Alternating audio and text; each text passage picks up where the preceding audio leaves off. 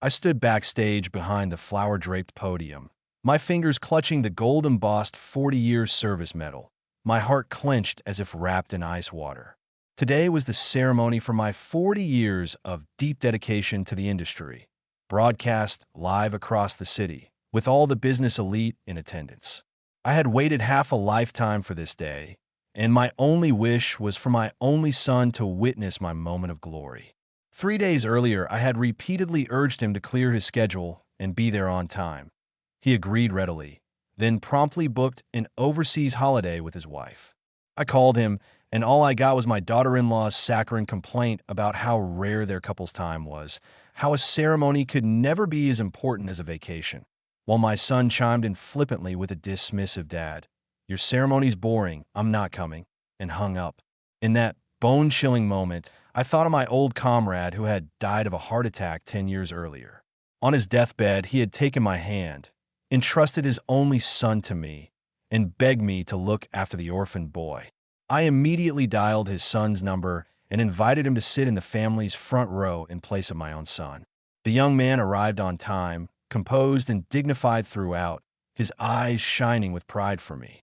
During the award presentation, the company chairman suddenly announced that he would present a gift of $800,000 to the family member who had accompanied me through half my life, and the camera focused directly on him. The applause thundered through the hall, and the live broadcast reached every home in the city. 3 hours later, my biological son hurried back to the venue, dragging his suitcase, his phone screen blazing with 112 missed calls, all from me. He burst into the auditorium, saw the outsider holding the giant check on stage, and instantly went red-eyed.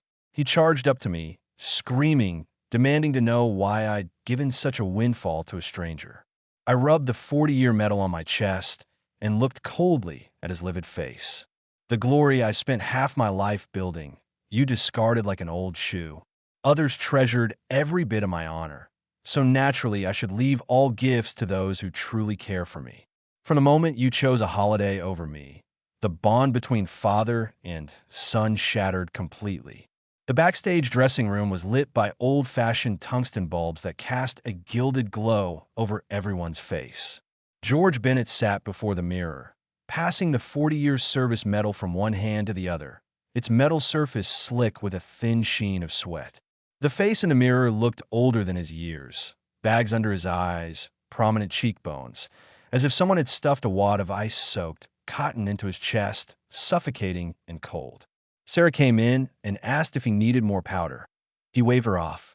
She had been with him for 12 years, rising from intern to executive assistant. Her eyes were redder than his, her lips trembling, but she said nothing trite, just quietly placed a bottle of warm mineral water beside him. George unscrewed the cap and took a sip. It tasted of plastic. He remembered the evening 3 days earlier, standing on his balcony to make the call. The setting sun had turned the entire glass curtain wall a blazing orange, and he kept his voice low, almost pleading, "Ollie, you promised Dad you'd keep that day free." Through the line came the sound of waves from the Maldives, muffled by 10,000 kilometers of cable. His daughter-in-law Amy's voice was sugary but gritty. "Dad, we've already booked the flights and hotel. The cancellation fees at peak season are huge." He heard his son laughing in the background, a light, dismissive laugh like a feather brushing past something trivial. Then his son took the phone, his tone bored. "Dad, you can always watch the replay. Amy and I only get this one holiday a year." George didn't catch the rest. The call dropped. He stared at the dark screen, seeing his own reflection with the rigid rictus of a smile still frozen on his face. That night, he sat alone in his study until past midnight. On his desk lay an old photograph with curling yellowed edges. A picture of him and his old comrade Arthur standing in front of Sight Hut 30 years ago, both in faded work clothes splattered with cement, grinning far more openly than they ever did now. The day Arthur died was rainy. A heart attack came out of nowhere, and by the time the ambulance arrived, he was already cold. The iron cot still bore the dent of his body, and a half-finished cup of strong tea sat on the nightstand. Arthur's son, Tom, was only 16 then, skinny as a rail, standing under the funeral home's awning with a black umbrella askew, one shoulder drenched, yet he hadn't shed a single tear. George walked over and pulled the boy into his arms, feeling the thin, bony back trembling violently. "Don't be afraid. From now on, Uncle will take care of you," he said.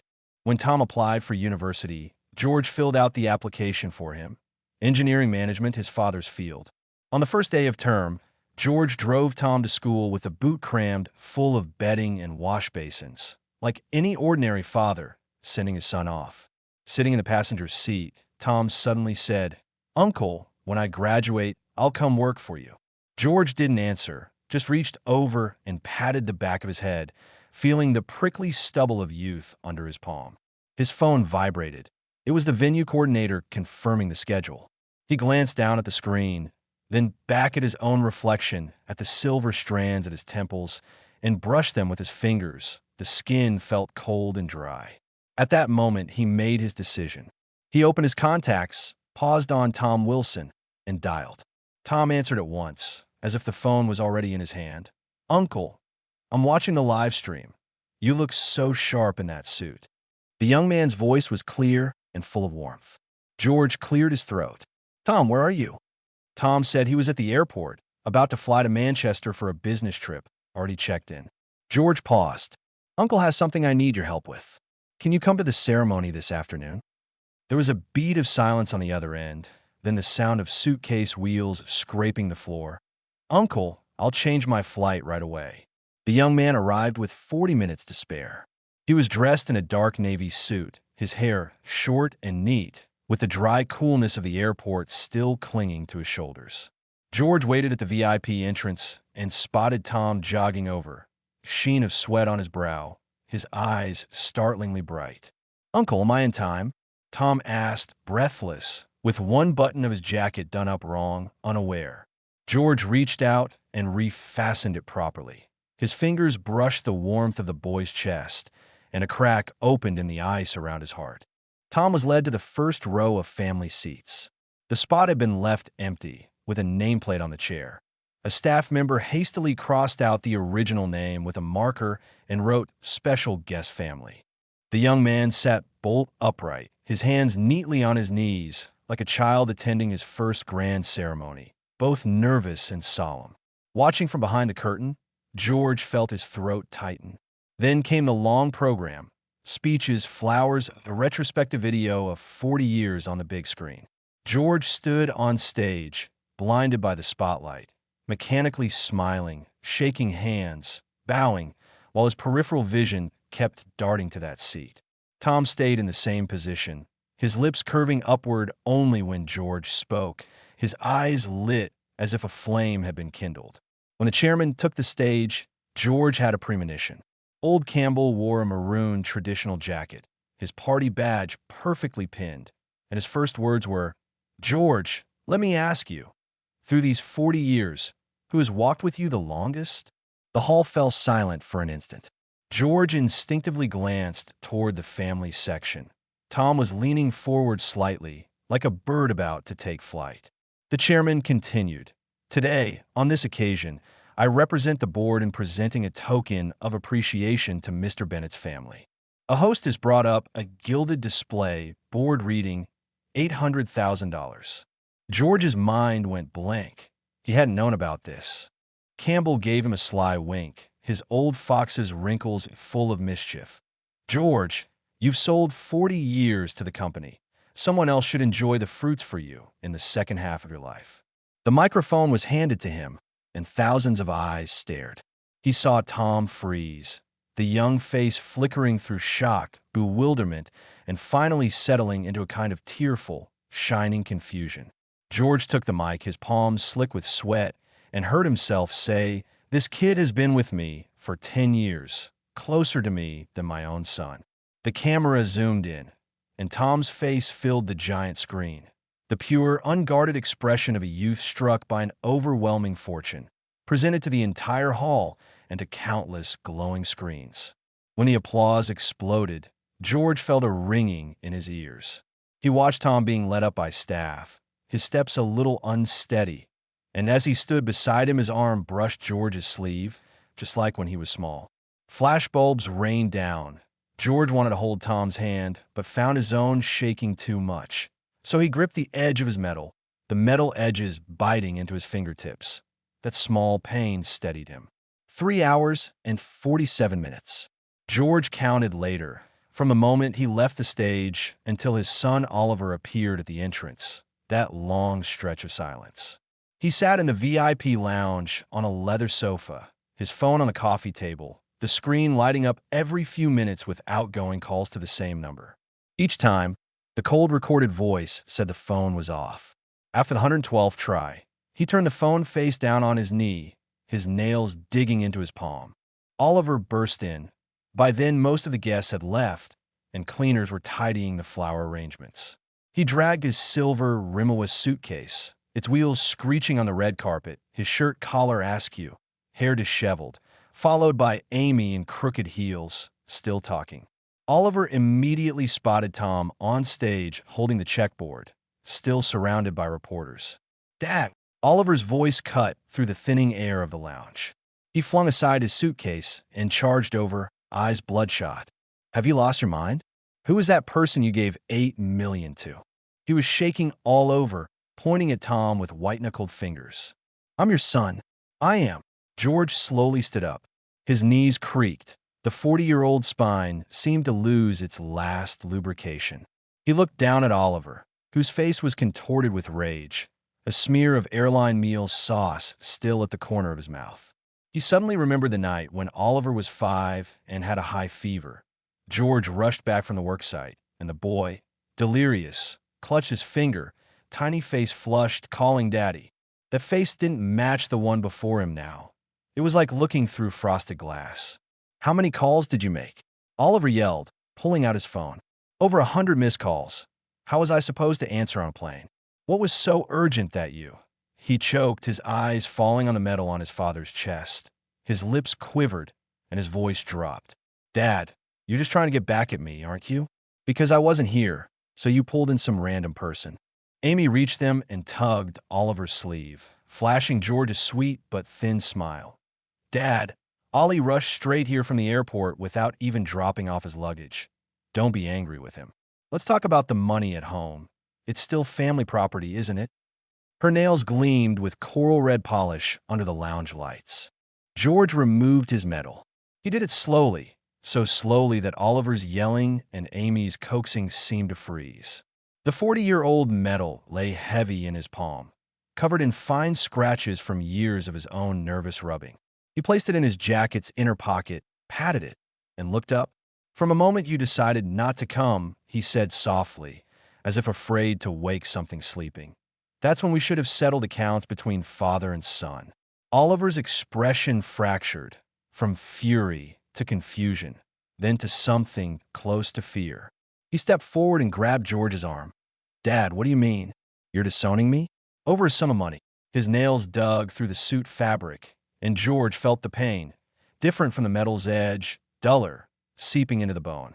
Tom had finished with the reporters and now stood at the lounge entrance, still clutching the checkboard, his face ashen. "Uncle," he began, his voice rough as sandpaper on rust. "I can't take this. Please take it back, George waved him off. That gesture seemed to drain the last of his strength. He leaned against the sofa arm, feeling the cold sweat soaking his shirt. "Tom, you go first," he said as evenly as he could. "We'll talk about the money later." Tom's lips moved, but he looked at Oliver's bulging veins and George's ashen face, then finally set the checkboard on the coffee table and left. As the young man's figure disappeared down the corridor, George remembered the hug under the funeral home awning 10 years ago, that thin, bony back, as cold as his own numb chest now. Oliver let go. He stepped back, bumped into his suitcase, wobbled, and steadied himself, his face drained of all color. "Dad," he said in a low voice, "I'm your flesh and blood." It sounded pitiful, like a child's last week protest after losing a beloved toy. Amy clutched her handbag tighter. The coral red polish flickered in the light. "Dad," she called again, the sugar coating finally cracking to reveal sharp grit beneath. "You put an outsider in the family seat, and it was all over the live broadcast. What will our relatives and friends think of me?" Avali, have you considered our dignity? Her eyes reddened, but George couldn't tell if it was hurt or resentment, just as he couldn't tell how much of Oliver's reaction was about the money and how much was truly about his father. He sank back onto the sofa, the leather sighed like an old beast exhaling its last breath. He reached for the mineral water. His knuckles were pale from lack of blood. The bottle Sarah had placed still beaded with condensation. He unscrewed the cap and took a long gulp, that same plastic taste, stronger now, tightening his throat. Oliver kept talking. Amy kept talking. Their voices twisted together like two ropes squeezing his temples. He closed his eyes, resting his head against the cool leatherback crest, and visions flooded before him. Arthur's hand clutching his before death, aged spots like scattered islands. Tom's instant, "I'll change my flight," on the phone. Oliver at age 3 riding on his neck to watch fireworks. The child's laughter dripping drool onto his head, warm and ticklish. And just now, the bright, shining pride in the young man's eyes when he looked up at him on stage.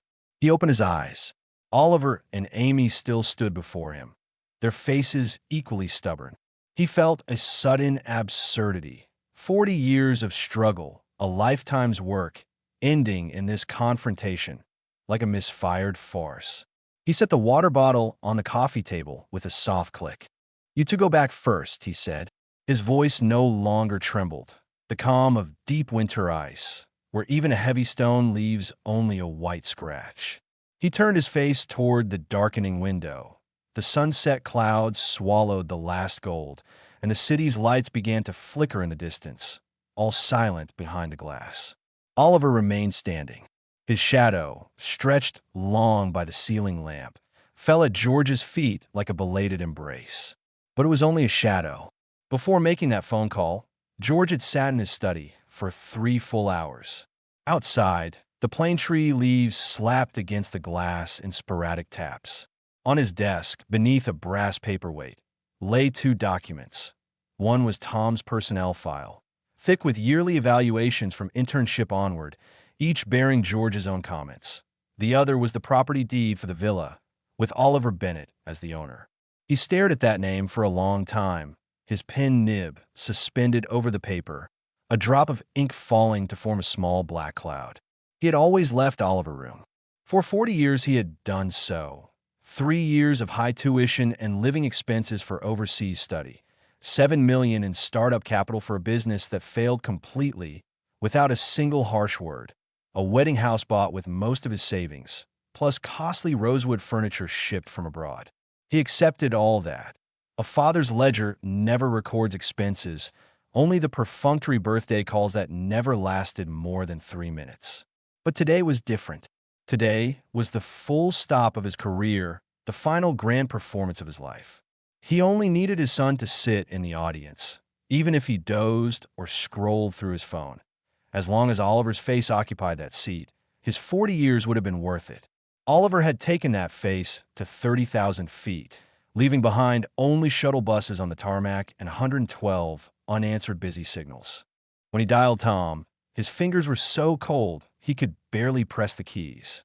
"Tom," answered amid airport announcements, his voice urgent and bright.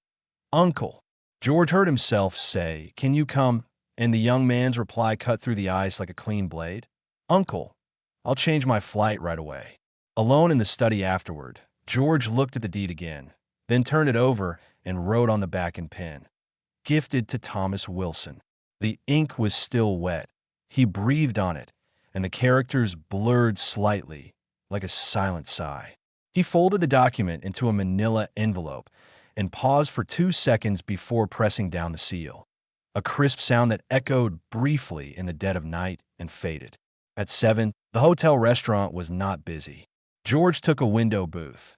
His spine protested in tiny creaks as he sat. He slid the menu across to the opposite seat. "Order what you like."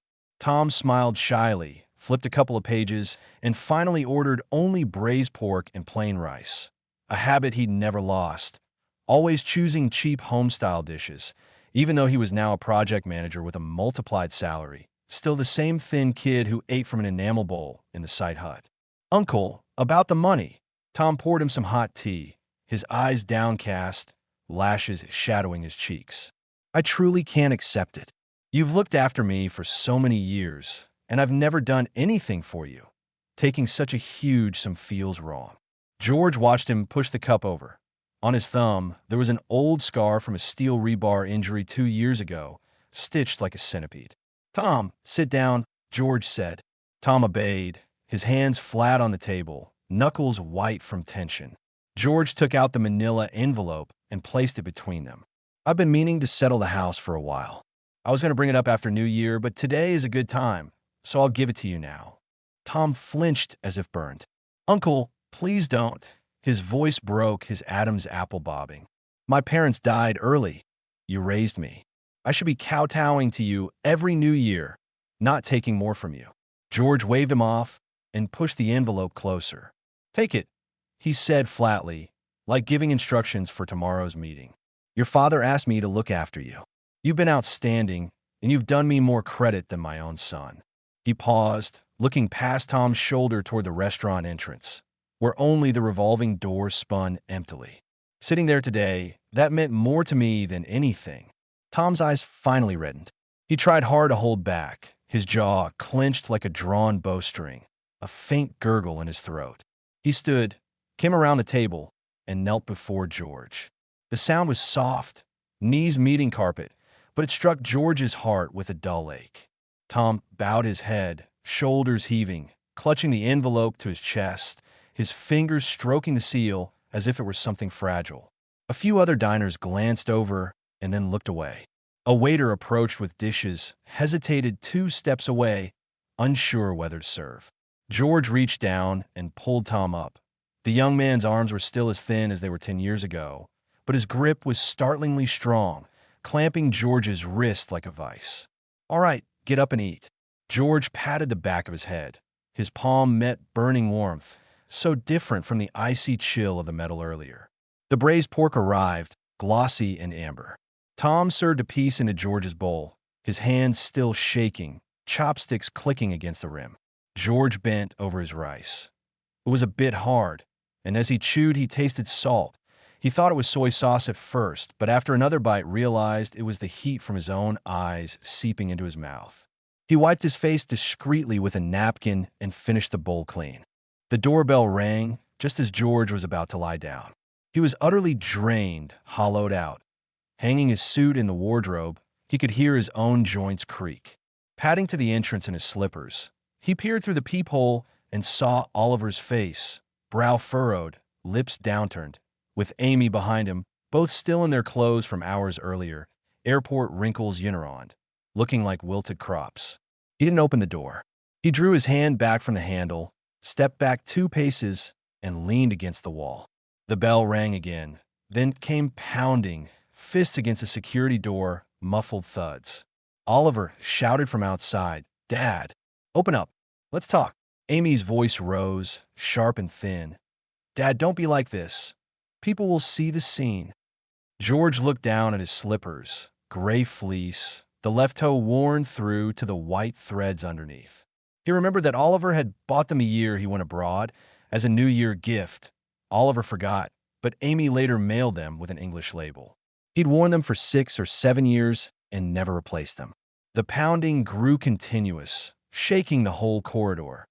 A neighbor cracked open their door to peek. George walked slowly back to the living room and sat on the sofa. The old clock on the TV cabinet ticked. The hands pointed to 11:40. He sent a message to property management. Someone was causing a disturbance at his door. Please send security. As he pressed send, he noticed a fleck of gold dust under his thumbnail, likely from the metal box's velvet, from gripping it too tightly earlier. 20 minutes later, the corridor fell silent.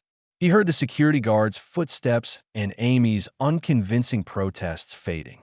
He sat in the dark. The city's night glow seeped through the blinds, striping the ceiling like parallel blade marks.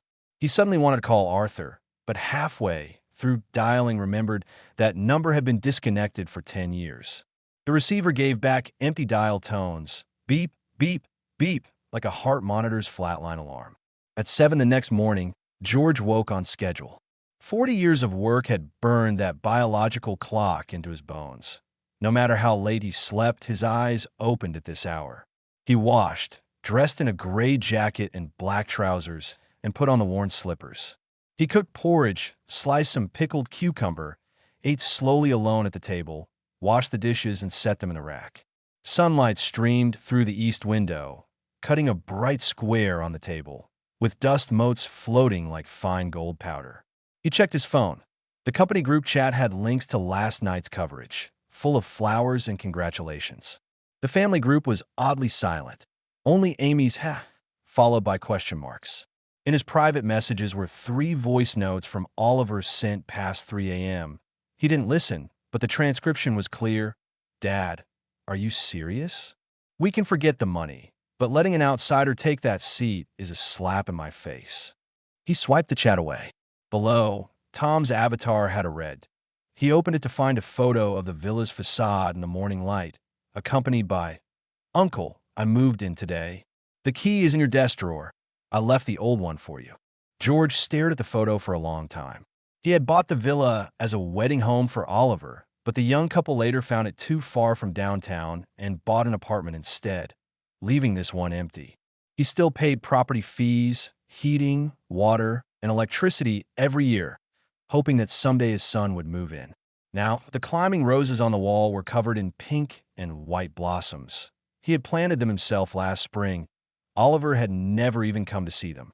In the photo, Tom stood at the gate, his shadow stretched long and diagonally across the steps like an unfolded fan. He exited the photo and replied 2 words, "Good. Let me know if you need anything." Then he added, "Water the flowers every 3 days. Don't use tap water. Use left-out water." He set the phone down. The screen went dark, then lit up again with an incoming call from Oliver. He turned the phone face down, its metal back against the marble tabletop, muffling the buzz like a moth trapped in a box. He finished the last of his porridge, now cold, with a film of rice oil on the bowl. He scraped it clean with his chopsticks, leaving it spotless. That afternoon, a message came from the company. The chairman wanted to see him. George changed into a shirt and went out. In the lift, he met Frank Thompson from across the hall, who gave him a thumbs up. "George, I watched the live broadcast last night. Magnificent. That boy's your godson, right? He seems closer to you than your own son." George smiled and said, "Just a younger generation." And as the lift reached the ground floor, he heard Frank still muttering, "So filial, so filial." In the chairman's office, old pu'er was brewing on the tea table, the purple clay pot gurgling. Campbell lounged in his armchair, his gold-rimmed glasses removed, revealing sharp, shrewd eyes. "George, sit," he said, pointing to the opposite chair and pouring tea. "That little drama last night, was it planned?" George took the cup carefully and sipped, hot, sharp on the tongue. He held it in his mouth until it cooled. "I didn't know about the cash gift," he said honestly. "The boy is my old comrade's son. I called him at the last minute." Campbell squinted at him, rolling a walnut in his palm with a crunch. "I know he's your comrade's son, Tom Wilson, right? Project manager at our company. You won the bid for the Coastal Bridge project last year. Promising." He paused, the walnut still. "But that's not why I called you. This morning Oliver called me, crying and sniffling, saying you'd gone senile and been duped by an outsider, begging me to talk sense into you." George's hand with the teacup paused. The liquid sloshed, a few drops splashing onto his hand, leaving a tiny red mark. "Oliver called you?" he asked. "For 40 minutes straight." Campbell put down the walnut and folded his hands on the desk. "He said the money should have been his. He's the primary family member. Why give it to an outsider? And he asked me to change the press release and take down the photos." The old man snorted, his crow's feet deepening. "George, your son. Who does he take after?" "Certainly not you." George set down his cup. The dark red tea shimmered at the bottom, reflecting his blurred face. "The money came from the company. I decide how it's used?" he asked calmly, as if confirming a procedural detail. "Of course you decide." Campbell leaned back, his chair creaking. "It's a gratitude fund for the family. You designate the recipient, it goes to them. However," he paused, pointing a finger at the tabletop, "I'll say one thing. Your son's behavior yesterday was watched by the entire board. In this business, we talk about work, but at the core, we care about character. The reputation you've built over 40 years, George Bennett. Don't let your own family tarnish it. George came out of the chairman's office into the corridor, facing the floor-to-ceiling windows, the afternoon sun blindingly white. He stood a moment watching cars come and go in the parking lot, their metallic paint reflecting dense patches of light. He remembered walking into this building for the first time 20 years ago, when Campbell was just the chief engineer, not yet chairman, pulling a crumpled pack of cigarettes from his pocket and offering him one.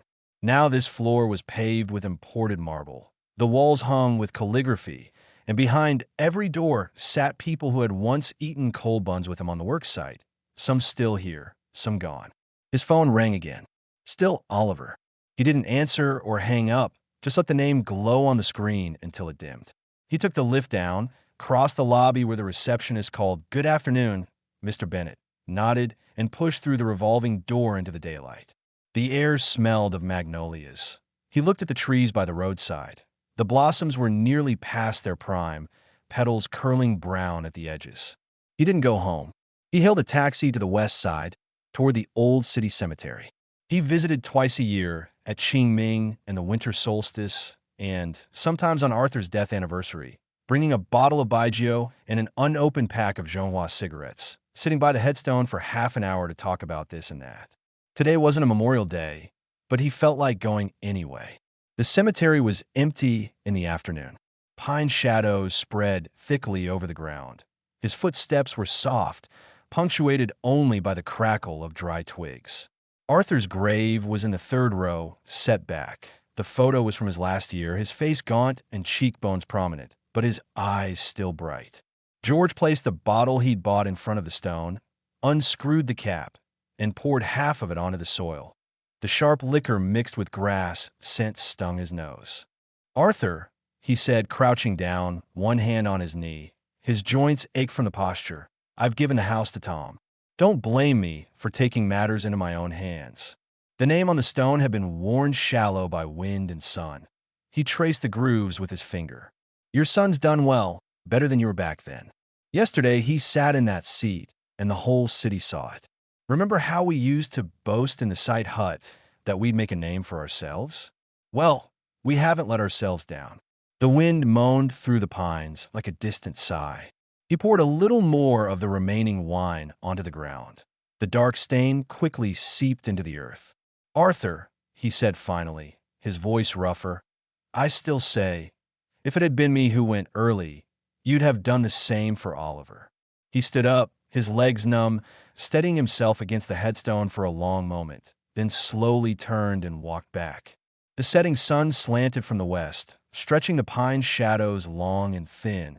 He walked on his own shadow out through the cemetery gates, the metal's outline in his pocket digging into his ribs, hard and cold. Oliver confronted Tom at the villa gate. It was Friday afternoon. Tom had just returned from the site, his hard hat tucked under his arm, fresh mud spattered on his trousers. From a distance, he saw Oliver's Porsche parked across the courtyard entrance. One side almost scraping the rose bushes, several newly bloomed flowers snapped and drooping over the hood. "Get out here." Oliver jumped out of the driver's seat, pointing at Tom on the steps. "You dare take my father's things? Who the hell do you think you are?" His tie was askew, his face flushed, dark circles under his eyes from several sleepless nights. Tom unhooked his hard hat and hung on the porch hook, unhurried. "Ollie," he said evenly, "come in and sit down. It's hot outside." He pushed the door open with a gesture. The living room was bathed in slanting sunset through the floor-to-ceiling windows, the wooden floor warm, half a glass of cold tea still on the coffee table. Oliver was taken aback for a moment, then stepped inside. He surveyed the room. New fabric sofa, a landscape painting on the wall, a large potted monstera in the corner with glossy broad leaves, clearly well cared for. "So you really moved in," he sneered, not bothering to remove his shoes, striding to the center of the room with heavy footfalls. "What potion did my father feed you? Has he gone mad along with you? That house has my name on it." "Ollie, sit down." Tom brought a glass of water from the kitchen and set it on the coffee table, condensation beating on its sides. "Uncle gave me the house. There's a written document. If you want to see it, I'll get it."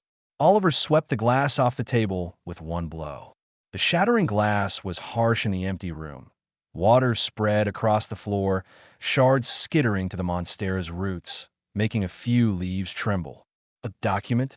He bent down, his face inches from Tom's, his nose nearly touching the young man's forehead. "My father is 70. He's senile, and you tricked him into signing it. I'll sue you for fraud." Tom stepped back, putting distance between them. His expression never changed. No fear, no anger, like a pond held still. "Ollie," he said, looking down at the broken glass, "where were you the day Uncle made that decision?" The question struck Oliver's softest spot. His face shifted through red, white, and green. His Adam's apple bobbed, as if something were stuck in his throat. He choked, swallowed back the rest, and forced a laugh. "Where I was is none of your business. He's my father. Everything he has is mine in the end. You're an outsider. You're wrong." Tom lifted his head and met Oliver's gaze. The young man's eyes were clear and certain, like an unmuddied mountain stream. "Everything Uncle has is his own. He can give it to whomever he wants. You didn't come that day, so he gave it to me. It's that simple." Oliver's fists clenched and unclenched. He stared at Tom for a few seconds, then suddenly his shoulders slumped, as if all the fight drained out of him. "Give the house back," he said, his voice softening into something almost pleading. "And the money, too. My father was just impulsive. He'll come around in a few days. Why do you have to be the villain here?" Tom shook his head. He bent down to pick up the glass shards, piece by piece, holding them in his palm, his fingertips wet and speckled with tiny glass dust. "Ollie," he said without looking up, "I'm not like you. Uncle is good to me, so I remember it. When he asked me to come, I came without a second thought. The night he called, his voice was shaking. Did you know?" Oliver said nothing. He stood there watching Tom crouch to clean up, the boy's thin shoulder blades pressing two small bumps against his shirt. The sunset poured through the glass, spreading a golden red glow over everything. He suddenly remembered when he was little and had a high fever. His father had rushed back from the site and crouched beside his bed just like this, his back outlined by the streetlight outside. "I don't want your pity," Oliver said flatly, and turned to leave. When the Porsche started, it knocked off a few more rose petals that clung to the windshield like dry bloodstains. Tom gathered the broken glass, wiped the floor, then went out to the yard and righted the broken branches, tying them gently with thin wire. The wind brought the faint scent of roses through the gaps. George learned about the confrontation the next morning. Tom hadn't mentioned it. The property manager called to say that Mr. Bennett's car had damaged the landscaping, requiring repair and owner confirmation. He acknowledged it, hung up, and stood on the balcony for a long time. The camphor trees below rustled in the breeze, like an invisible rain. He sent Oliver a text. "Don't park so close to the flowers. The roses have just bloomed." He set the phone on the railing and watched the delivered status turn gray. About 10 minutes later, Oliver replied, "Dad, I'm sorry. I'll apologize in person. Can't we talk this out like father and son?" George didn't reply. He pocketed the phone and went inside to water the spider plant on the balcony. The mist from the sprayer sparkled in the morning light like crushed diamonds. Amy called just before lunch. George was boiling noodles, green onions chopped and ready on the cutting board, water not yet bubbling. He picked up. Her voice was syrupy sweet, a knife coated in honey. "Dad, don't be mad at Ollie. He cried all night last night. His eyes are swollen like peaches. Can we talk about the house properly? You have to leave something for your own son." George turned down the heat so the bubbling quieted, and Amy's words became clearer. "Amy," he said toward the range hood, "the noodles are about to be cooked. We'll talk later." He hung up without waiting for an answer, put the phone aside, and turned the heat back on. He dropped the noodles in, stirred them with chopsticks, and steam fogged the kitchen windows. He wiped his brow, thinking the noodles were cooking a bit soft. Next time he'd reduce the time by 30 seconds. The next morning at the office, the receptionist handed him a thin courier envelope with no return address. Inside was a folded newspaper business section, page 2, with a bold headline, 40-year veteran Bennett honored, Mysterious godson receives fortune. Below were two photos. One a close-up of him fixing Tom's jacket button on stage. The other a front view of Tom holding the checkboard. The boy smiles somewhat dazed, his eyes bright as black pebbles wet with water. He folded the paper into his briefcase and stepped into the lift. Alone in the stainless steel car, his reflection showed his lips curling slightly downward, the lines at his eyes deeper than yesterday. He adjusted his tie in the mirror and thought. At this age, he'd weathered enough storms. His office door was ajar. Inside, the potted clivia on the windowsill had grown new leaves, emerald green with a hint of yellow at the tips. He walked over and touched a new leaf. It was cool and smooth, still damp with morning moisture. His secretary, Sarah, knocked and came in with a file, looking troubled. "Mr. Bennett, the board sent a letter. They want to verify the procedure for your family gratitude gift." She placed the file on his desk and added quietly, "Apparently Mr. Oliver Bennett wrote to the supervisory board." George flipped through a couple of pages. The wording was formal and cold, demanding documentation of Tom's family status and notarization of the gift transfer. He closed the file and saw Sarah's worried face. He smiled. "It's fine. Everything's compliant. Please pull the family status documents I prepared earlier and send a copy over." Sarah nodded and turned toward the archives. At the door, she paused, hesitated, and came back. "Mr. Bennett," she bit her lip, "I overheard some gossip in the break room.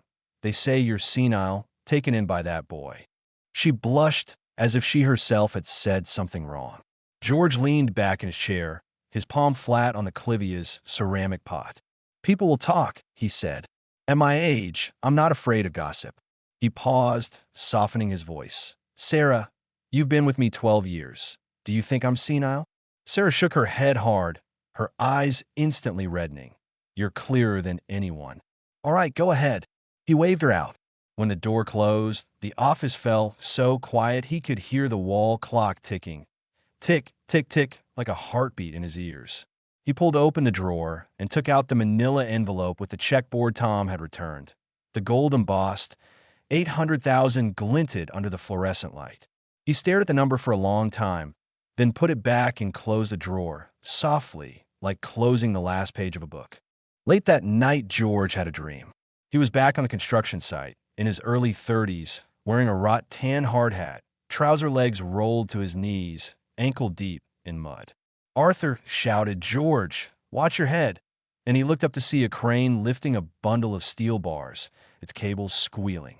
He tried to dodge, but his feet were stuck in the mud, and he sank slowly. The mud reached his calves, his thighs cold as ice water. He struggled, but couldn't make a sound. Arthur's face grew farther and fainter until it was just a black dot on the gray horizon. He woke with a start, drenched in cold sweat. The bedroom was pitch black. A sliver of streetlight crept through the curtain gap, drawing a thin white line on the ceiling. He lay flat, gasping, his heart pounding wildly before gradually steadying. He reached for the water on the nightstand and drank, cold, with that plastic aftertaste again. He turned to face the wall. There, pinned to the wall, was a yellowed, sticky note, Oliver's childhood crayon scrawl, "Happy Birthday, Daddy," with a crude sun and flower next to it. He had never taken it down. Even when moving, he carefully peeled it off and reattached it in the new bedroom. The colors had faded. The sun was now just a vague orange circle, the flower's stem broken, but the words were still legible. He touched the note's edge, its rough, frayed texture.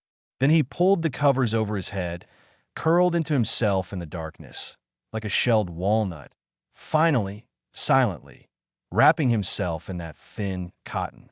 The air under the blanket grew warm, his breathing evened. The streetlight outside slowly shifted, pausing for a moment on the faded writing before moving on. In the days that followed, time stretched like a slackened elastic band, tight enough to hold, but not painfully so. The board's inquiry was answered quickly with complete documentation, and the supervisory committee raised no further issue. But gossip was harder to handle. Break room whispers escalated from senile to deliberately snubbing his own son, then to losing face in his final years. George kept going to work, chairing meetings, smoking, and chatting with old colleagues at breaks, showing no change. Only Sarah noticed that he was putting half the usual amount of tea leaves in his cup. The brew grew paler each day. Oliver didn't call, but Amy's messages kept coming. Photos of the two of them eating out, forwarded articles about elderly abandoned by children, occasional queries like, "Dad, how's your blood pressure?" George never replied, though he sometimes opened the photos. Oliver's face was thinner, his jaw more angular, his gaze drifting as if looking at something beyond the frame. The $800,000 gift was eventually placed in a trust fund in Tom's name, handled personally by George. When the trustee's lawyer asked who the beneficiaries were, George thought for 2 seconds, half to Tom Wilson, half as a special fund for the children of long-serving company employees. The lawyer wrote it down and looked up. "Mr. Bennett, no share for your own son?" George capped his pen, set it on the desk with a crisp click. "No." Tom visited every month end, bringing fruit or jars of his uncle's favorite pickles. He entered lightly as always, changed his shoes, stood a moment in the entryway, called, "Uncle," and only came in when answered. Sometimes they sat in the living room watching TV and exchanged hardly a word. Tom would quietly peel an apple, the skin coming off in one continuous strip, and hand it to George. George would bite into it, the sweet sour juice spreading, and mumble sweet, and Tom would smile, his eyes crinkling as they did when he was little. Once Tom paused at the door before leaving and turned back. "Uncle, would you consider seeing Ollie again?" George leaned against the doorframe, his worn slippers bare toe against the threshold. "If he really wants to see me, he'll come on his own," he said flatly, as if commenting on the weather. Tom nodded, didn't press, bent to put on his shoes, and went downstairs. The light footsteps receded, step, step, step, until the building entrance door clicked shut. Oliver came on a rainy night. The rain was heavy, drumming on the balcony awning like war drums. George had already lain down. He thought the doorbell was Tom forgetting something, so he put on a jacket and opened the door. He froze. Oliver stood there, drenched, hair plastered to his forehead, water streaming down his face as if he'd been pulled from a river. "Dad," Oliver said, his voice hoarse as sandpaper. He didn't move, the rain cascading behind him, weaving a luminous net in the hallway light. His eyes were red, whether from rain or something else, George couldn't tell, and his shoulders trembled slightly. George stepped aside to let him in. Oliver crossed the threshold, bringing a wave of cold air, leaving wet footprints from the entryway to the living room. His shoes squelched on the wooden floor. George fetched a dry towel from the cupboard. Oliver took it and clutched it without drying himself, knuckles white. "Dad," he said again, his voice even rougher. "I watched the replay." He paused, his Adam's apple bobbing painfully. "I saw the way you looked at him on stage. That look." He stopped, bowed his head. Water dripped from his hair onto the towel, spreading into dark spots. "You never looked at me like that." The living room was utterly silent, save for the rain raging outside. George stood looking at his son, Oliver's shirt translucent from the water, clinging to his ribs. He had lost more than a little weight since their last meeting. George suddenly remembered Oliver's elementary school days, when older kids had bullied him. He had come home, soaking wet like this, stood at the door without a word, tears and rain mixing as they fell. Then George had scooped him up, wrapped him in a towel, and held him all night. But now he didn't move. His hands hung by his sides, fingers cold against his trousers. "Ollie," he said, his voice half drowned by the rain, "you forgot your umbrella." He pointed to the corner by the door, where a black long-handled umbrella leaned, one Oliver had left years ago, with a broken rib, which George had never thrown away. Oliver followed his finger. The water in his eyes finally overflowed. He stepped forward, stopping 2 paces from George, shaking all over. "Dad," he said, "I shouldn't have missed it. I was wrong." His lips quivered as if frozen. "But you can't disown me. I'm your son, your own son." The words fell like a stone into a deep well. It took a long while for the echo to return.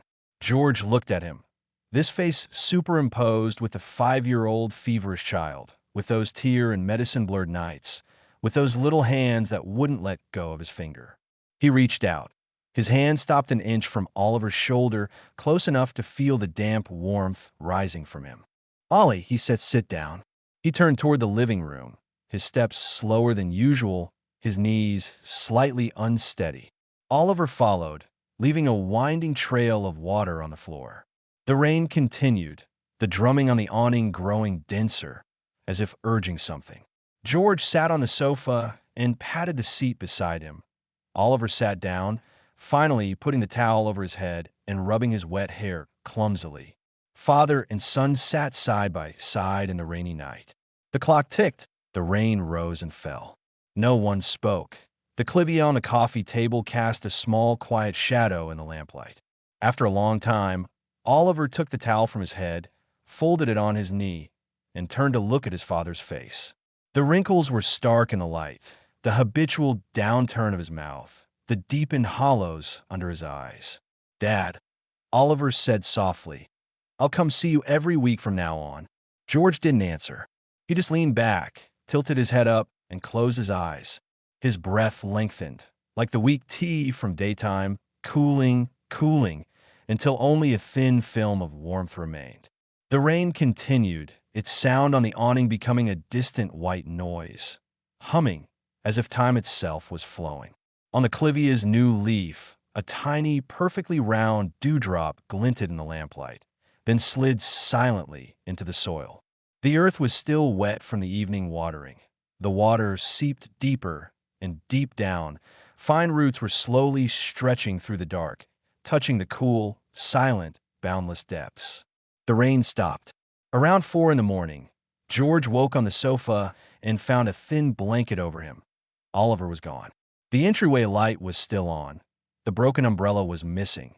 The wet footprints had mostly dried, leaving only faint traces like tide marks on sand. He didn't get up. He pulled the blanket higher and dozed off again. The blanket carried a faint scent of rain mixed with a clean perfume from some duty-free shop, his son's lingering trace. When morning sun came in, the sofa held only him. On the coffee table was a glass of cold water, and under a note torn from his old ruled scratch paper, with a scrawled prescription-like message, "Dad, I'm going. I'll come back tomorrow." He flipped the note over twice. The word "tomorrow" was pressed hard, the indentation visible on the back. He folded it into his pocket and went to the kitchen to cook porridge. As it bubbled on the stove, he stood by the window and looked down. No Porsche in the parking lot, just a few dusty private cars with rainwater still pooled onto their roofs. The week that followed was quieter than expected. Oliver kept his word. He came Saturday afternoon, empty-handed, in a clean white t-shirt, his hair shorter, looking more spirited. He called Dad with a residual stiffness, like visiting a not-quite-familiar relative. George was watching a documentary on bridge engineering and waved him over. Oliver sat beside him. They watched the suspended steel cables sway in the wind, the narrator's voice deep and steady. For half an hour, they barely spoke. Oliver opened his mouth several times only to close it, his toes unconsciously scraping the floor. When the program showed a sea-crossing bridge's final closure, George suddenly said, "That year we built the East City overpass, your mother was still alive. She brought you to the site once, and you tried to climb the crane. She screamed so hard she lost her voice." Oliver blinked, then slowly smiled. "I remember. You spanked me when we got home." "I spanked you for not following orders," George said, touching the remote, "not for climbing." They fell quiet again, but this silence was warm, like a sliver of winter sun through a crack in the window. Oliver reached for the half bag of sunflower seeds on the coffee table, shelled a couple, and piled the husks in his palm. The documentary ended. Ads came on with a creamy, soft-focus yogurt commercial. George turned it off. The black screen reflected the old calendar on the opposite wall. That became their Saturday routine. Sometimes Oliver brought fruit, sometimes 2 packets of his father's favorite crisp cookies, once even a roast chicken from a new deli. George said, wasteful, but didn't let go. They ate it with a plate of smashed cucumber. Oliver's chopsticks paused at the chicken leg. He served a piece of breast meat to his father instead. George ate his rice and hummed. Amy never came. Once Oliver took a phone call on the balcony, his voice low. George caught fragments through the closed curtain. You go yourself. I can't. Don't make a scene. Oliver returned with a tight jaw and thin lips. George didn't ask. He turned up the TV, where a laughter track played. After seeing Oliver off that afternoon, George stood a moment in the doorway. He watched his son enter the lift. Just before the doors closed, Oliver turned and waved with a strained smile. The doors slid shut, swallowing his face behind two steel panels, and the floor indicator counted down to 1 and stopped. Tom called twice, obliquely asking how things were going with Oliver. George told him not to worry. He wasn't so old that he couldn't manage his own son. Tom laughed and said he was free that weekend and wanted to come for a meal. George said yes. Tell me what you want and I'll prepare. Tom thought, braised pork the way you make it. On Saturday, Oliver came earlier than usual, carrying groceries, announcing he'd cook that night. George watched him tie on an apron. The straps knotted crookedly, the spatula held like an unfamiliar weapon. As the oil sizzled and scallions burst with fragrance, George cleared the table and set out 2 sets of bowls and chopsticks, then went back for a third. Who else?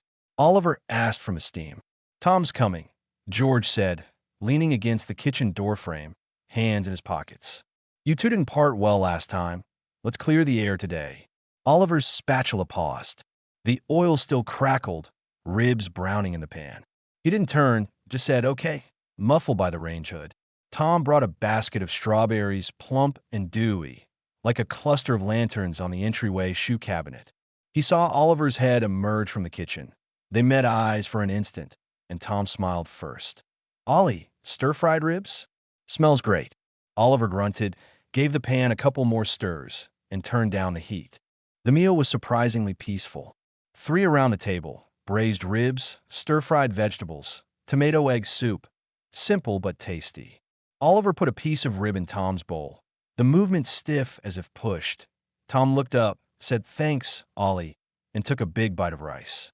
George, at the head, watched them eat quietly. He had intended to serve Oliver the chicken leg, but left it in his own bowl. After eating, Tom washed the dishes. Water ran and porcelain clinked.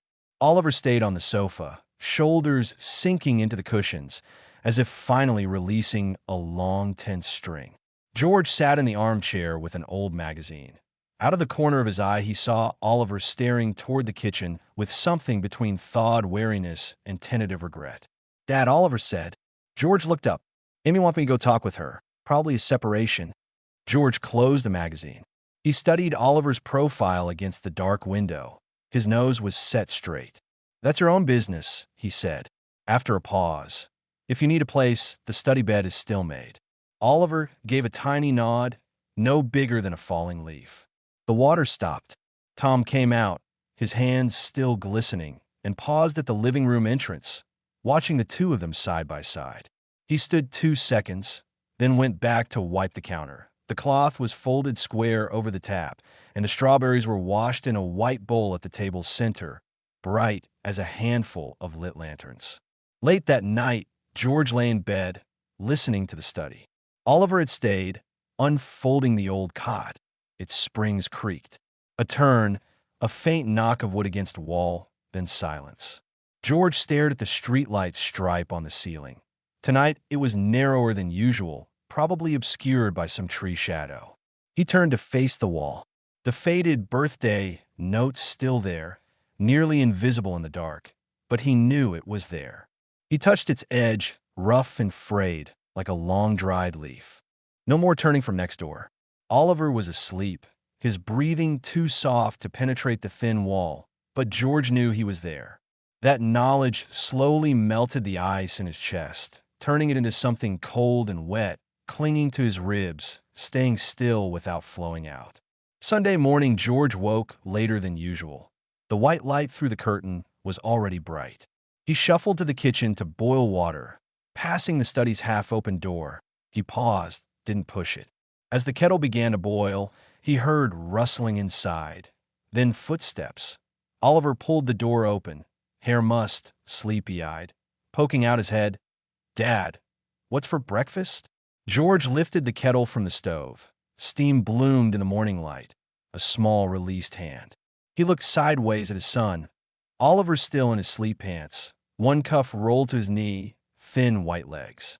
Seen like that, he still looked like the child who rode on his neck to watch fireworks, sharp chin and all, but with that sleepy crinkle around his eyes. "Noodles," George said. "Fried eggs, sunny side or over easy?" Oliver leaned against the doorframe, thinking 2 seconds, sunny side. The kind you make with crispy edges. George turned to get the eggs. On the kitchen windowsill sat the white bowl with the leftover strawberries from last night, still rosy in the light. He took one and bit it, sour, sharp, making his teeth clench. Outside, the camphor leaves rustled in the wind, like a very thin old book being flipped. He spat the seed into his palm, round and dark brown, glistening with saliva, and after a glance tucked it into the potting soil of the pot hose, covering it gently. 3 months later, autumn came. The first autumn rain fell while George sat on the sofa, reading an old engineering atlas. The sky outside darkened from pale gray to deep gray. Tom was making pear soup in the kitchen, the sweet steam drifting out and warming the air.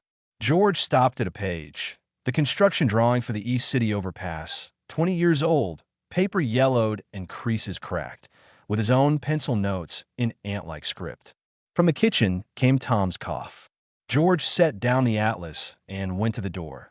The young man was facing away, hand over his mouth, shoulders shaking. At George's footsteps, Tom turned quickly, his face flushed, voice hoarse. "Uncle, it's nothing, just choked." He still held the spoon. The soup bubbled. George said nothing, took down a jar of honey from the cabinet, unscrewed it, and placed it by the stove. At a spoonful, soothes the throat. Then he went back to the atlas, but listened to the kitchen. Tom's cough softened, intermittent, like a rough string plucked and gone. That evening, as Tom left, George called back and handed him a small thermos from the shoe cabinet. "There's some pear soup in here. Take it home." Tom's fingers brushed George's hand as he took it. They were warmer than usual. He started to speak, but George waved. "Go on, take care." After the door closed, George stood a while in the entryway. The carpet still held Tom's shoe prints, the left deeper than the right. The boy had always walked with a slight limp, barely noticeable, but he always lagged in gym class. Arthur, when drunk once, had thrown his arm around George and said, "I hope my son turns out as steady as yours," while Oliver's sprinting metal glinted around his neck, and Arthur's eyes followed it bright. His phone chimed. "Oliver, Dad, I'll be late tomorrow. Something came up." Then, 2 minutes later, "Amy and I are meeting to talk." George typed go, then erased and wrote, "Fine, I'll save you noodles." The next afternoon, Oliver arrived, nearly 3 hours late. He hung his coat over his arm, his face tired and tight, lips pressed flat, dark circles around his eyes. He set his keys in the tray with a clink, called Dad, and said no more as he slowly changed shoes, as if waiting for something to settle. George brought out a bowl of steaming noodles with a sunny side egg, its edges crispy brown. "Eat first." Oliver sat and ate every bite, even most of the broth. At the last sip, he burned his tongue, sucked in air, set down the bowl, and wiped his mouth with the back of his hand. George sat opposite, hands folded on the table, waiting. "Amy says she's going to sue," Oliver finally said, his voice roughened by the hot soup. "She got a lawyer, claims the money and the house are marital property, and your gift to an outsider without her consent is invalid. She wants a court to revoke the gift." George tapped his fingers on the table, a sound like a single bean falling on wood. "What does the lawyer say?" he asked. Oliver shook his head. "Her lawyer. I haven't got one." He lifted his eyes from the bowl. "Dad, if it really goes to court, let her sue," George said flatly, as if stating a foregone conclusion. "The money was the company's gratitude gift to my family. I decided who received it publicly on stage, and the video and notarized materials are all there. The house I bought outright, contract and payment records are intact. I have a signed gift agreement with Tom dated before the ceremony, and a medical report from 3 days ago confirming my mental competence, just in case." He paused, watching Oliver's expression shift from worry to something complex, relief mixed with a bitter ache. "Tell her if she needs money, She can come to me directly. No need for these roundabout schemes. Oliver's lips trembled. He dropped his head, twisting the edge of the tablecloth, releasing it, twisting again. Dad, his voice cracked. I caused all this. If I hadn't left that day, Amy wouldn't have had this excuse. Outside, a light rain began, tapping the window like fingertips. George stood to clear the dishes. Water ran from the tap, washing away the oil. He set the bowls in the rack, dried his hands, and came back to sit beside Oliver, a fist width between their shoulders. That day is over, he said. Oliver turned his head, his eyes reddened. He didn't cry, just nodded hard, his throat moving. Then he stood, straightened his coat, dusted his trousers, and said, Dad, I'll find a lawyer. I'll handle Amy. Eat something before you go, George said. I ate. Oliver's voice came from the entryway, keys clinking. Those noodles filled me up. The door opened and closed. His footsteps went down the hall toward the lift, growing fainter until the lift door shut. George stayed at the table. The bowls were gone, only chopsticks left. The rain continued, fogging the glass. Through the haze, everything outside looked soft and blurred. He reached for the thermos on the coffee table. As he unscrewed the lid, his fingertips found the water cool, but he drank anyway, the pear's sweetness spreading coolly over his tongue. The lawsuit never materialized. Amy's lawyer, after reviewing George's thorough documentation, softened during pretrial mediation, and Amy eventually withdrew. George received the notice while watering the balcony spider plant. His phone buzzed in his pocket. He glanced at it, tucked it back, and finished watering. The plant's trailing stems bore a cluster of tiny white buds. He looked closer. They were still tight, needing more days to bloom. Word spread quickly. Over tea, old colleagues murmured that Oliver's wife had gone back to her family. They were separated. George heard it all, but didn't comment. He just poured another infusion of the tea Tom had brought from a business trip, plain packaging but rich, with a long, sweet aftertaste. He served it to his old friends. They all praised it and asked where by it. He smiled and said his kid had given it to him. Days turned like pages. Oliver moved back into the villa. The folding cot in the study was replaced with a proper bed, with dark gray cotton sheets he bought himself. They weren't laid quite straight. George noticed and smoothed the edges, tucking them in. Oliver's luggage was light, an old leather suitcase and 2 cardboard boxes, holding childhood certificates, photo albums, and odds and ends. As George helped with the last box, a small velvet pouch fell out. He opened it and found a faded plastic medal. 1998 City Primary School Sprinting, 3rd place. He held a long time. Oliver came out and saw it.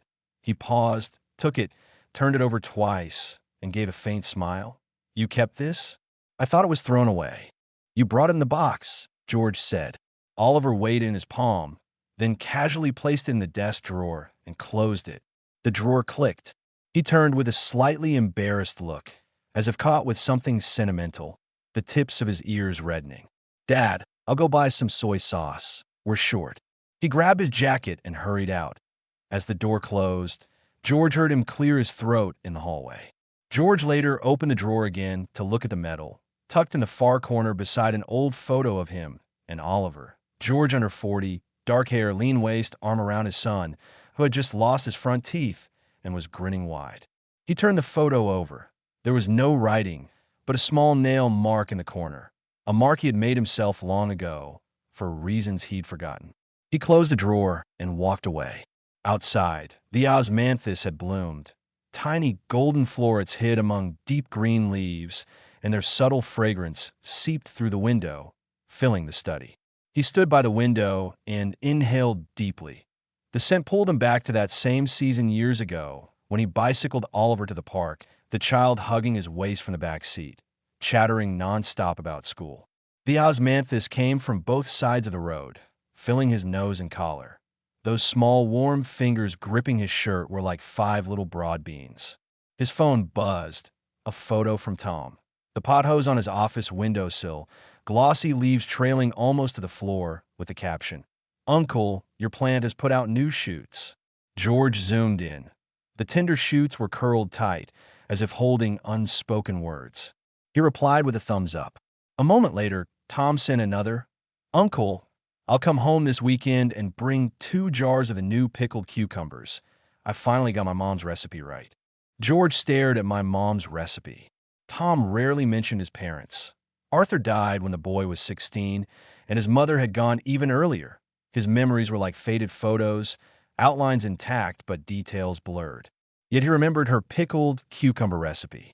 Good, George replied. Then he went to the kitchen to check the fridge and plan for the weekend. In the second freezer drawer was a slab of pork belly. He thawed it, set it on the cutting board, and cut it into neat cubes for the braised pork Tom loved. As the knife pressed through the sinew, he heard the faint crunch. On the windowsill, in the pothose pot, the strawberry seed he'd buried months ago had never sprouted, the soil surface bare. He never dug it up to check. He just left it, watering it along with the rest. At the weekend meal, Oliver brought out the last stir-fried vegetable, still in his apron, and seeing Tom at the door, he smiled. No ribs today, but braised pork, plenty of it. Tom placed the cucumber jars in the center of the table. Amber brine held emerald green strips, crisp-looking. The three sat down.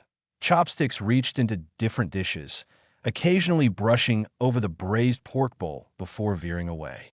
Oliver took a bite and mumbled, "Tom, those pickles are really good."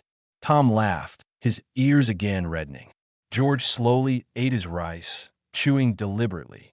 The scent of osmanthus mingled with the meal's aromas in the warm autumn dusk, like a thin, invisible honey. After the meal, he stood alone on the balcony and lit a cigarette. He had quit years ago, but that evening he felt like one.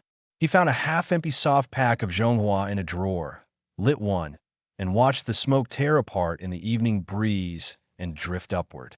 Lights in the opposite buildings came on one by one, like stones placed on a go board. From the living room came the sounds of the two young men clearing up, Oliver saying, "Leave the dishes, I'll wash," Tom replying, "Ollie, don't fight me for them." He flicked the ash. The fine gray powder scattered in the wind. Halfway through the cigarette, he stubbed it out on the pot rim and turned back into the room. The warm air from the air conditioner met him, carrying the lingering osmanthus and dinner smells. Warm, solid. His knee creaked as he stepped over the threshold, like an old lock finally turned. Oliver poked his head from the kitchen. "Dad, I've made tea. Come try it." 3 cups of black tea on the coffee table, clear amber, steam rising. George sat down, lifted his cup, and burned his tongue slightly. He sucked in air and held the sip in his mouth until it cooled. Oliver and Tom sat in their places, cradling their cups, the three of them quiet in their small circle of sofa and table. The TV was off. The curtain was half drawn, letting in the night through the other half, deepening the warm yellow light inside. That warmth was amber, like syrup boiled long, thick and slow. George rested his cup on his knee, both hands cupping the heat. The burning against his fingertips was sharp yet comforting. He glanced left. Oliver was blowing on his tea. He glanced right. Tom was looking out the window, a faint smile on his lips. He looked down and drank again. This time it was perfect, warm, not hot. As it slid down, he remembered Arthur's words from years ago, when they had just come off the site, crouching by the roadside sharing a scallion pancake. Arthur chewing as he said, "George, in this life, whoever you can share a good meal with, that's who you should live with." He hadn't replied then. Now he remembered. The sun had been high, their shadows small, and they crouched beside those shadows, crumbs scattered on the ground, finally blown away. Days slipped deeper into autumn. Dew grew heavy. Morning windows were covered with a thin white film, and a finger swipe left a clear mark. George would wipe that clear patch clean with a cloth, then dry it, unhurried, as if performing a careful craft. Oliver grew more comfortable in the villa. He started tidying the kitchen, wiping dishes dry before stacking them, sorting trash into 3 bags, recyclables by the door, kitchen waste taken out daily. The balcony plants became his responsibility. Once George saw him crouching by the roses, pinching a leaf covered with aphids and examining it with the same focused frown he once used on contracts. He wore an old hoodie, pilled at the back, knees muddy, and the sight brought back memories of George himself crouching over blueprints on the site. One day, Frank came by. Seeing Oliver emerge from the kitchen in an apron with a plate of tomatoes, he nearly dropped his jaw and later whispered to George, "Your son's a changed man. I remember when he wouldn't even pour a glass of water." George handed Frank his tea. "He's grown up." Frank said nothing more, but before leaving he glanced back at Oliver watering the flowers, the sun falling on the young man's shoulders, catching a soft gold fuzz. Frank's gaze lingered 2 seconds. Then he patted George's elbow, gently, as if saying what words couldn't. In mid-November came a light frost. George rose early, pulled back the curtain, and saw the roses' leaf edges rimmed with white, with a few late blooms at the top, their petals curled from cold, pale pink with a hint of lavender. He stood a moment. He had planted those roses himself the spring Tom moved in, now almost half a year ago. He put on a coat and went to the yard, crouched to check the soil, dry and cracked. Time to water. The hose water was icy. He watered quickly and turned it off, his hands numb and red, rubbing them until warmth returned. That afternoon, Oliver came back carrying a box with a pair of fleece slippers, dark blue, thicker than the old ones.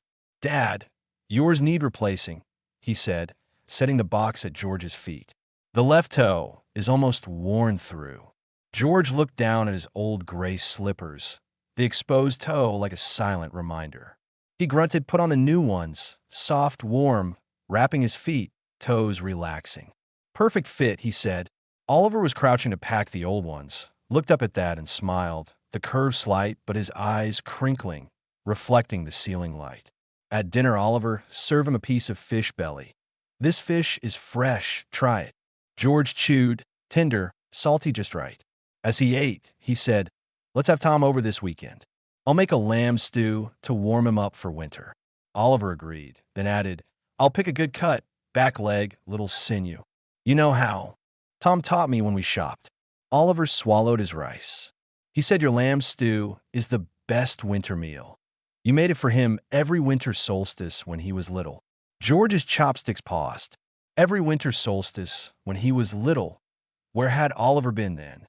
Studying abroad, video calls across time zones, the child bundled in a down jacket, walking in snow, breath fogging the screen. Those memories were vague. Most winter solstices had been just him and Tom, the boy draining his bowl and wiping up the broth with a steamed bun, cheeks bulging. "Then buy it, and I'll teach you," George said. When the lamb stew came to the table that weekend, steam rose from all 3 bowls. Tom sat by the window. His bowl had a few red dates and goji berries, the white radish translucent, soaked with color and soft enough to break with a touch. He took a sip and his eyes narrowed, pleasure spreading from his brows to his lips as if ironed flat by the heat. "Uncle, this is the taste," Tom said, cradling the bowl. "Just like when I was a kid." Oliver on the opposite side took a sip, pondered, then tasted more seriously. "Dad, did you put Angelica in this?" George nodded. "Just a little, too much would be bitter." Oliver hummed, took another sip, slower this time, as if memorizing. After the meal, Tom washed up as usual. Oliver didn't argue. He leaned in the doorway and said, "Tom, could you make another batch of those pickles? That last jar wasn't enough." Tom turned, suds still glistening between his fingers. "Sure, Ollie, I'll bring 2 jars next week." Oliver, hands in his pockets, tilted his head. "Let me learn. I'll make them with you." Tom grinned, teeth bright in the kitchen's warm light. "Then you have to cut the cucumbers into even strips. Not too thick or they won't pickle." Oliver rolled up his sleeves and started in, but Tom stopped him. "Put on an apron first. You'll get grease on your clothes." He pulled the apron from the hook, and Oliver bent his head to let Tom tie the straps. Their hands briefly met at the small of his back, then drew apart. George watched from the sofa, his tea already cold, but he didn't refill it, just held the cool cup against his palm. That night a wind rose as Tom left. George watched him step into the lift. The boy waved back as usual, but his smile lingered deeper, as if holding a pleasant secret. After the doors closed, Oliver came from behind George with a jacket. "Tom forgot this. I'll take it down." George saw Oliver dash into the lift. The doors reopened once, and from the corridor came 2 young laughs, words indistinct, but the sound bright, like stones thrown into still water. He slowly shut the door and returned to the sofa, sinking into it. The tea was ice cold. He drank it anyway, the bitterness sliding coolly down. On the winter solstice, George woke very early. The sky was a gray blue, with distant buildings outlined in pale gold. He lay listening to the wind, then rose and dressed, moving a little slower than usual, his knees stiff. In the bathroom mirror, his face looked sharply defined in the dawn. The spots on his cheekbones had darkened, but his eyebrows remained fairly white. No, they were still dark, lying straight over his eyes. He went out by taxi. At the cemetery gate, the sun had just risen above the pines, casting long, thin shadows through the branches. He walked the familiar stone path, his steps slightly slippery, frost from the night before. At the third row, he saw someone already at Arthur's grave, bent over, placing something. He drew closer and recognized Oliver. Oliver crouched before the headstone, arranging a bottle of Erguo II and a few bananas neatly on the plinth, with an unopened pack of Genoa beside them. He heard footsteps, turned, saw his father, and his expression shifted from surprise to sheepish awkwardness. "Dad, I thought since it's the solstice, you mentioned Arthur liked this stuff, so I—" George crouched beside him. His knee cracked. He steadied himself against the stone and looked at Oliver's face. His son wore a black winter coat, hair mussed by the wind, ears red with cold, huddled like a not-quite-grown animal. "How did you know he liked Erguo?" George asked. Oliver looked down, picked a dead leaf off the plinth, and tossed it aside. "You mentioned it once while cooking," he said quietly. "You said Arthur always carried a small bottle on the site." George didn't answer. He unscrewed the Erguo II, a half-turn to let the aroma escape, and crouched side by side with Oliver, facing the gray granite with its gold lettering glowing in the morning light. The wind came through the pines, carrying the liquors sent away in thin strands. "The year Arthur died, you were busy with your startup," George said, his voice low. "You came to the funeral, but left in less than 10 minutes. Your phone kept ringing." Oliver's shoulders shrank. He was silent for so long that George thought he wouldn't reply, but finally he spoke. "Dad, back then I thought big things were whatever was in front of me, business, money deals. I thought those were what mattered." He paused, snapping the dead leaf in two, holding the pieces in his palm. "I know now they're not." George stood and pulled Oliver up by the arm. His son rose, his leg numb, steadying himself against the stone. Together they stood before the grave. The sun moved a little further through the pines, illuminating the gold letters' grooves. Oliver straightened and took a cigarette from the unopened pack, placed it on the top groove of the stone, filter outward, white and still, like a resting pen. "Let's go," George said, brushing the dirt from his hands. "Home to make dumplings." On the taxi ride back, Oliver leaned against the window, then turned. "Dad, come. Spring, I want to tidy up the osmanthus trees in the yard. They bloomed thin this year." George leaned back, eyes closed, and hummed. "Tom says he knows an old gardener. We'll ask him to look," Oliver added, as if it were settled. "You two decide," George said. He opened his eyes and caught Oliver's profile. His son looked out the window, sunlight from the glass falling on his face, moving from forehead to jaw before disappearing into his collar. George closed his eyes again. The car's heat warmed his back, and the smell of leather mixed with the cold outside, warm and cool together in his nose. At home, most of the dumplings were already wrapped. Tom stood in the kitchen in George's old apron, flour on his cuffs, rows of plump dumplings lined neatly on the board. Hearing them, he called out, "Uncle, Ollie, the water's boiling, ready to cook." Oliver changed shoes and went straight in, rolling up his sleeves. "Let me help." Tom handed him a slotted spoon, and they crowded by the stove, one dropping in dumplings, the other gently stirring to prevent sticking. Steam quickly fogged the kitchen glass. George stood in the doorway watching the two backs blurring in the vapor, the dumplings floating white-bellied, the water bubbling cheerfully. He went to the table and set out 3 bowls, mixing dipping sauces, vinegar, soy sauce, minced garlic, a few drops of sesame oil, just the proportions Arthur had liked. He laid chopsticks across the rims, all pointing in the same direction, as if aiming at an invisible target. When the dumplings came, they sat around the square table. The solstice daylight was short. By 4 in the afternoon, it was already dim, so they turned on the lights, casting a gentle glow on their faces. Oliver bit into a dumpling, sucking air as he chewed, and mumbled, "Great filling." Tom laughed, a dab of flour still on his chin. George lifted his bowl, dipped a dumpling, and bit, pork and cabbage, juicy, slightly hot, just right. As he chewed, a small memory surfaced.